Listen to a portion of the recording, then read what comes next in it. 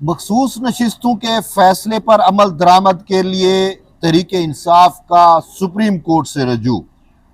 तहरीक इंसाफ की जानिब से जो है वो सुप्रीम कोर्ट में एक दरख्वास्त दायर की गई है और उसमें मुद्दा इख्तियार किया गया है कि इलेक्शन कमीशन ऑफ पाकिस्तान जो है वो मखसूस नशिस्तों से मुतल्लिक सुप्रीम कोर्ट के 12 जुलाई वाले फैसले पर अमल दरामद नहीं कर रहा।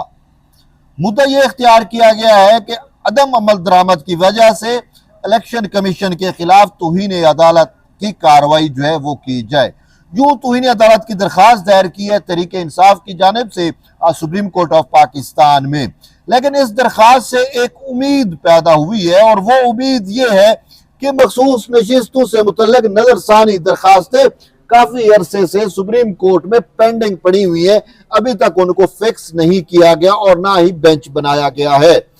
तो अभी हुकूमत की जानिब से और सबकी यही ख्वाहिश थी कि नजरसानी दरखास्तों पे जो है वो फिल फोर फैसला होना चाहिए, लेकिन उस वक्त अगर आपको याद हो कि साबिक चीफ जस्टिस काजी फैज ईसा ने अपने दौर में इस मामले को फिक्स करने की कोशिश की, लेकिन जस्टिस मंसूर अली शाह और जस्टिस मुनीब अख्तर ने रुकावट डाली, जिसकी वजह से ये मामला फिक्स नहीं हो सका।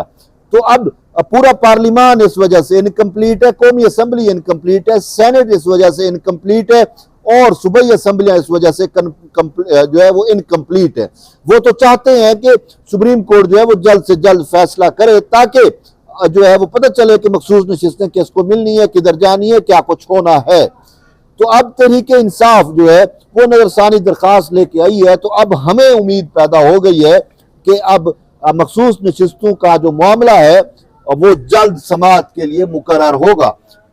और ये तौहीन अदालत से पहले, तौहीन अदालत तो लगेगी नहीं लगेगी, कब लगेगी, कैसे लगेगी, लेकिन उम्मीद अब ये पैदा हो गई है कि नजरसानी दरखास्त जो है वो जरूर लगेगी, क्योंकि उसमें जस्टिस मंसूर अली शाह और जस्टिस मुनीब अख्तर जो है वो रुकावट थे, लेकिन अब जब तहरीके इंसाफ ने रुजू कर लिया है तो अब मेरा नहीं ख्याल कि वो इसमें जो है वो रुकावट पैदा करेंगे। अब तो उनकी ख्वाहिश होगी कि इसको फिल फोर लगाया जाए। जब ये मामला चीफ जस्टिस याह्या खान अफरीदी के पास पहुंचेगा तो साफ ज़ाहिर वो आइन और कानून का पालन करने वाले जज हैं, तो वो जब देखेंगे वो कहेंगे कि तौहीन अदालत का तो फैसला हम करेंगे बाद में, क्यों ना पहले हम जो है वो मखसूस नशिस्तों की नजरसानी दरखास्तों का जो है फैसला कर लें। और मैं आपको यहाँ पे बताता चलूं कि खुद चीफ जस्टिस याह्या खान अफरीदी ने जो है वो तहरीक इंसाफ को मखसूस नशिस्तें नहीं दी। उनका जो नोट है उन्होंने वाज़े तौर के ऊपर कहा कि ये नशिस्तें तहरीक इंसाफ की बनती ही नहीं है, ना 39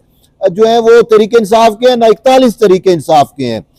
उन्होंने कहा कि ये जो है इसमें 5 या 6 जिन्होंने इब्तदाई तौर पर सर्टिफिकेट जमा कराए थे सिर्फ उनका ताल्लुक तहरीके इंसाफ से है। अगर मखसूस नशिस्तें देनी है तो सिर्फ उन 5 या 6 से मुतल्लिक मिल सकती है, बाकी 39-41 को जमा करके ये जो 80-85 का वर्ल्ड आ रहा है,